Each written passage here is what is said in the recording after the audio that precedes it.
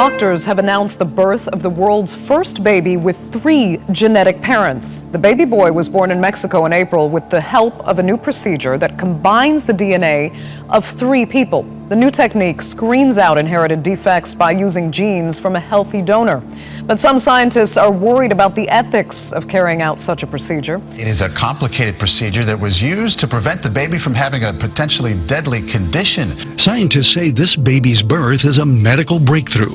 Indeed, it's a revolutionary research. This is Dr. John Zhang holding the first baby conceived through a new in vitro fertilization technique that used the DNA of 3 people. 3-parent procedures are considered controversial, some people calling them designer babies. The 3-parent DNA technique is not approved in the U.S., so the parents travel to Mexico for the procedure.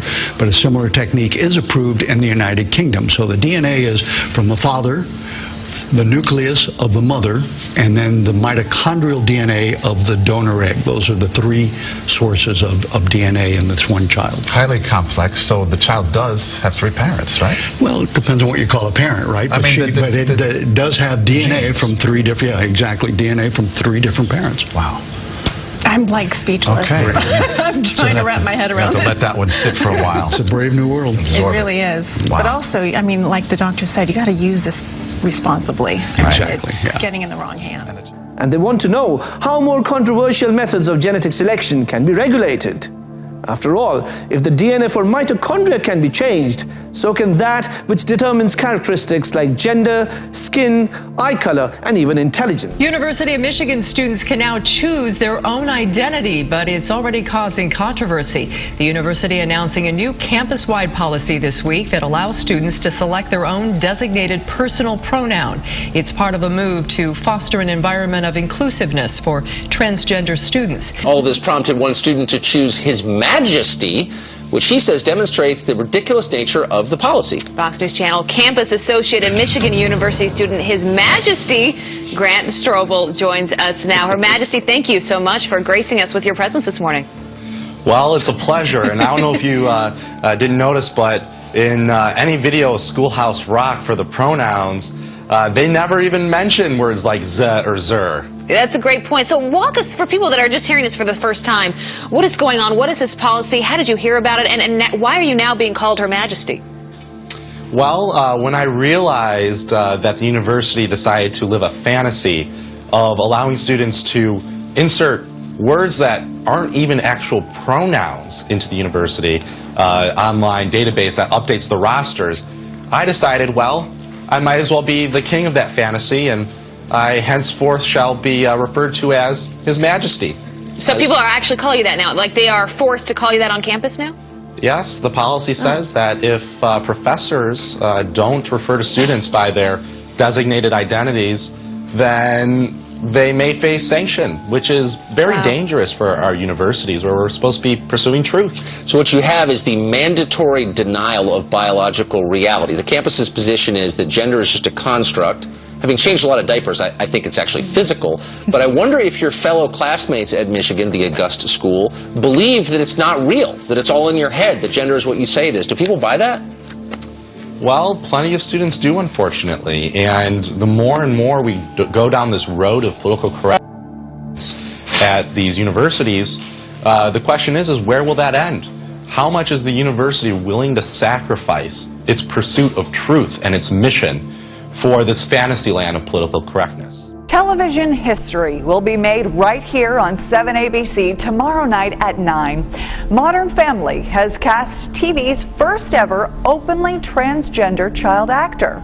Jackson Malarker is set to appear in the episode titled A Stereotypical Day. Now Marissa hopes someday it's not considered to be a big deal that a transgender person gets a role in Hollywood. It'd be nice if it weren't much of a big deal.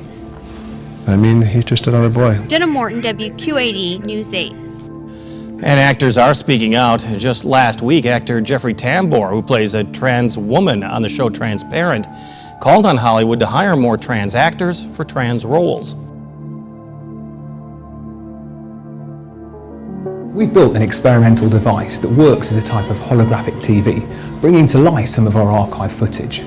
We took a flat screen TV and built an acrylic pyramid and used old theatre tricks to create the illusion of a holographic TV. Our experiment was fairly simple, but with new technologies on the horizon such as augmented reality, mixed reality and virtual reality, there is a chance that holographic TVs could become a feature of living rooms in the future. But there's perhaps great potential for drama and concerts because you feel more engaged with the image.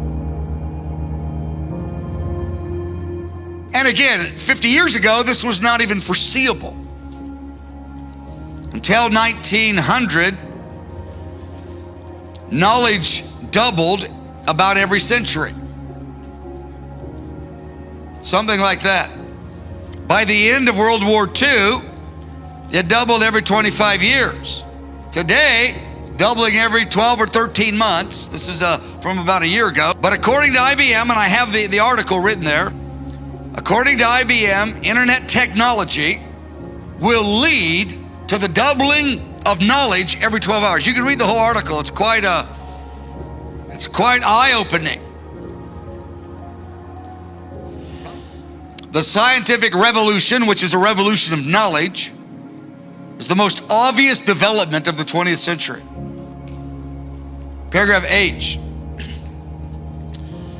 There's over we said this earlier, over 3 billion people have internet connection today, 40% of the earth. In 1995, there were only 15 million that had internet connection. Only 15 million people, 1% of the earth, 15 million people, 1995. By 2005, it went from 15 million to 1 billion. 2010, it went to 2 billion. 2014, 3 billion. So you can see the increases, because with the internet, that's where the knowledge is coming to every little, tucked away place in the earth, every little village of the earth.